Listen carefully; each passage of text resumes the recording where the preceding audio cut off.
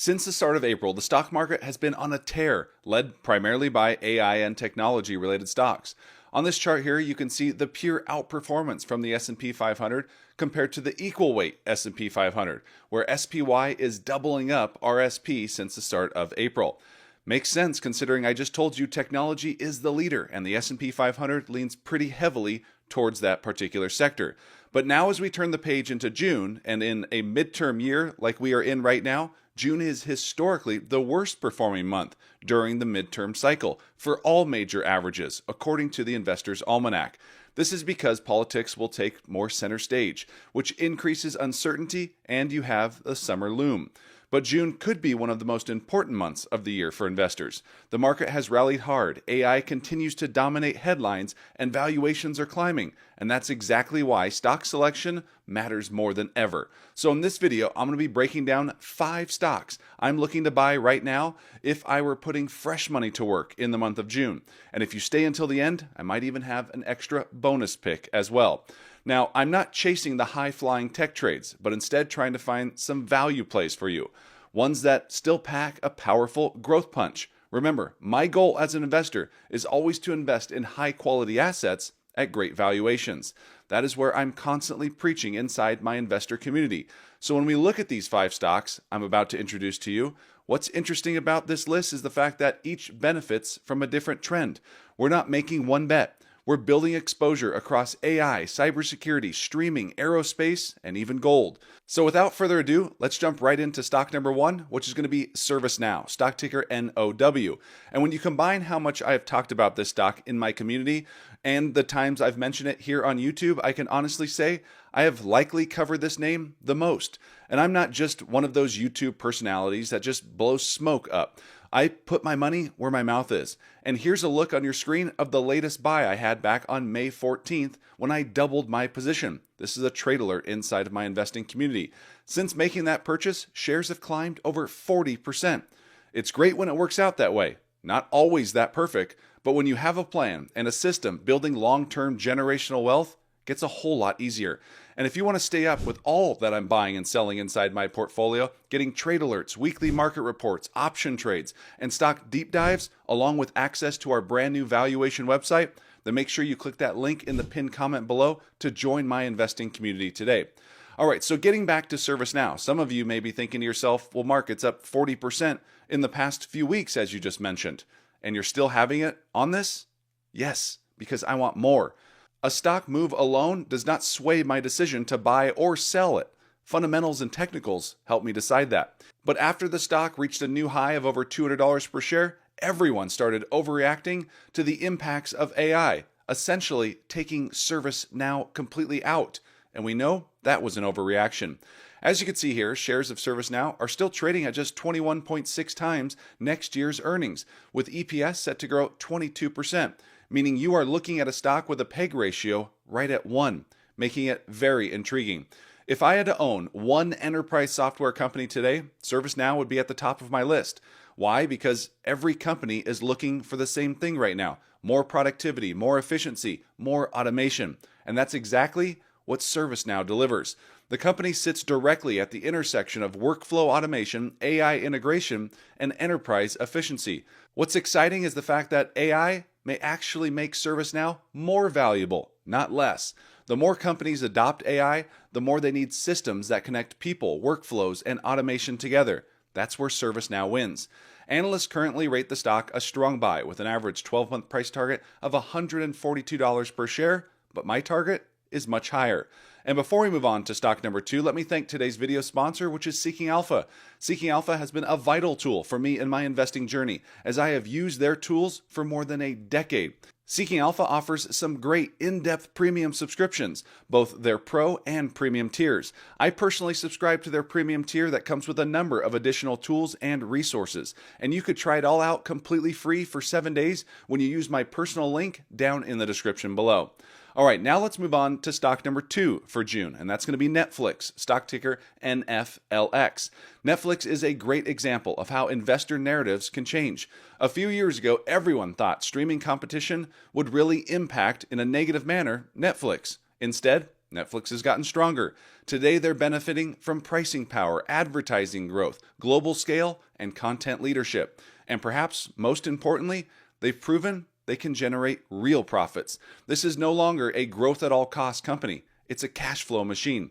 Netflix currently has a market cap of $364 billion, but over the past 12 months, shares are down nearly 30%.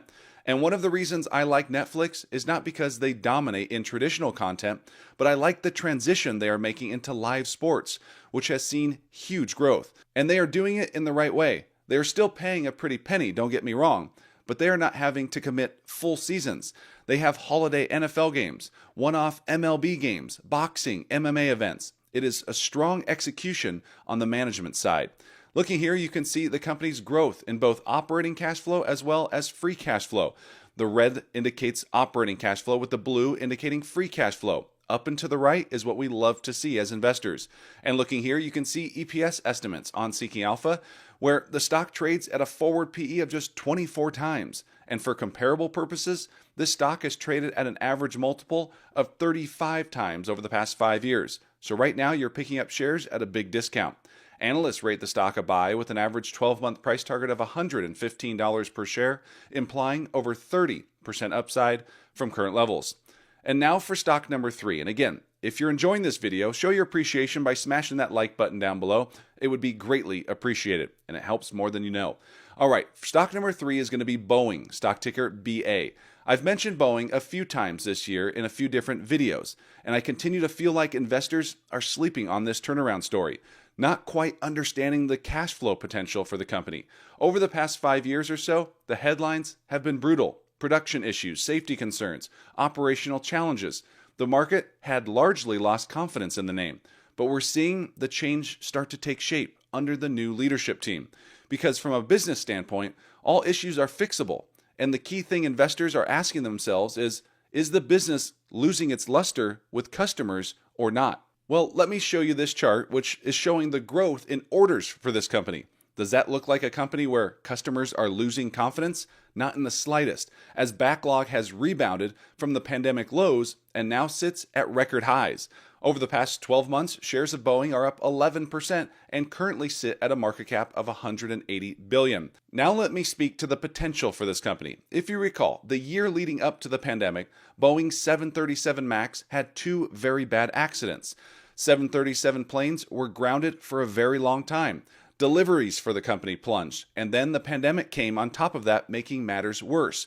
But now the restrictions are once again loosening, and over the past 12 months, the company has delivered 613 planes, the highest in nearly 8 years, with the record being 806 for the company.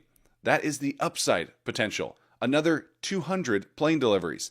This year alone, Boeing is expected to surpass 650 plane deliveries. And to quickly educate you with my CPA background, Boeing does not generate revenues on backlog.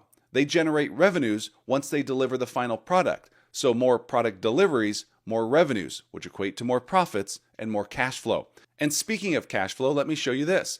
This chart is showing free cash flow for the business, which peaked in 2018 at $13.6 billion. However, over the past 12 months, Boeing is actually spending more cash than they generate by about $1 billion. Not great, but understandable. Now let's look at the projections for free cash flow moving forward. This year alone, they're projected to generate $2.4 billion in the positive. 2027, up to above $6 billion. And by 2028, we are talking about $10 billion in free cash flow. Those figures right there are certainly not priced into the stock right now, which is why, although we are still early in the process, I want to be building a nice sized position in this name. Global aircraft demand remains incredibly strong. Airlines still need planes, and Boeing still operates in a duopoly industry with Airbus. Now let's move on to stock number 4, which is going to be probably the most controversial, and that's going to be Zscaler, stock ticker ZS. Cybersecurity continues to be a major theme for me. Why? Because cybersecurity isn't optional. But this company just reported their latest earnings results, and the stock got crushed, falling more than 30%, having its worst day ever. So looking at the quarter, what went wrong? The company easily beat on revenues, growing the top line by 25%. They also beat on the bottom line, reporting EPS of $1.08. ARR grew by 25%, and growth of roughly 30% on their remaining performance obligations. They also had record margins. Oh, and by the way, they raised their guidance. Yep, and after all of that, the stock fell 30%. To me, there were really two main drivers for this. The first being the raise was softer than expected, still showing growth and demand, but slowing growth for FY27 and a cautious Q4. And next is going to be the one that bothered me the most, was that they mentioned, or they blamed, however you want to look at it, the departure of two key sales executives who left the company, hence the softer guide, apparently. For me, I hate when companies throw in what I think are cheap excuses. This reminds me of ServiceNow not too long ago, and after their excuse, blaming the Strait of Hormuz lockdown for a reason on their soft guide. I track ServiceNow pretty closely, and I can't say they have some big exposure to the Strait of Hormuz. Well, that stock sold off and I bought it. Here we are blaming the departure of two sales executives leaving the company, and boom, the stock sells off, and again, I'm buying it. When it comes to the difference of AI and cybersecurity, companies can delay projects, they can reduce spending, but they can't ignore security. And as AI expands, cybersecurity becomes even more important. More data, connectivity, more attack surfaces. Zscaler sits right in the middle of that trend through its zero trust security platform. And over the past 12 months, shares of Zscaler are down 45% and sit with a market cap of $21 billion. And even with analysts updating their price targets, they still rate the stock a buy, with an average 12-month price target of $194 per share, implying nearly 40% upside from current levels. Now we get to our final pick for June, and this one's going to be a little different in the fact that it's actually an ETF. And that ETF is going to be the VanEck Gold Miners ETF, stock ticker GDX. GDX gives you exposure to gold miners. Now, why would you want exposure to gold miners right now? Because I think investors should remain balanced. Like I said at the beginning, and in one of my most recent videos, markets are looking a little frothy, especially in the technology space. So I do want to be mindful of that and not chase those particular stocks. We've had a strong rally, rising valuations, and increasing optimism. And if we do see volatility, inflation surprises, or geopolitical uncertainty, gold can provide diversification. The price of gold is up 36% in the past 12 months, and it was a key trade back in 2025. However, on the year, the precious metal is up only 5%. But here's the interesting part. Gold miners often provide leveraged exposure to rising gold prices. So if gold does in fact move higher, many miners can benefit significantly. Many Wall Street analysts are looking for gold prices to come in between $5,500 to $6,000 by the end of the year. And if we get those, gold miners are going to run even more. So if you're looking for a way to diversify your portfolio, or maybe you're concerned about volatility ahead, we could see in the summer months with the upcoming midterm elections, this could very well turn out to be a fantastic trade. So stepping back, all 5 stocks I believe are not only trading at great valuations, but also provide meaningful upside as well. ServiceNow is a play on AI productivity, Netflix platform dominance, Boeing a turnaround opportunity, and Zscaler cybersecurity growth and an easy buy the dip candidate. Then you have VanEck Gold Miners ETF, a way to have diversification and inflation protection. Different themes, different risk profiles, but together they represent some of the most interesting opportunities I'm seeing as we head into the month of June. Now, I mentioned at the top a potential bonus pick at the beginning, and if you're still with me, here you go. For this one, I'm not looking to necessarily buy the stock outright, but rather enter an option play, generating income. And the stock we're going to be looking at is going to be Alibaba, stock ticker BABA. And on the year, shares of BABA are down roughly 15%. But I think there is an AI opportunity that many of these Chinese tech players are not yet getting credit for. And right now, you can see shares trade at a forward PE of just 18.8 times. Yet they are expected to grow earnings 70% this fiscal year alone, which is incredible. So for me, even though I like the current price point, I still want to be conservative. So I'm going to utilize options and sell a cash secured put. I'm going to look to sell the July 17th 110 put.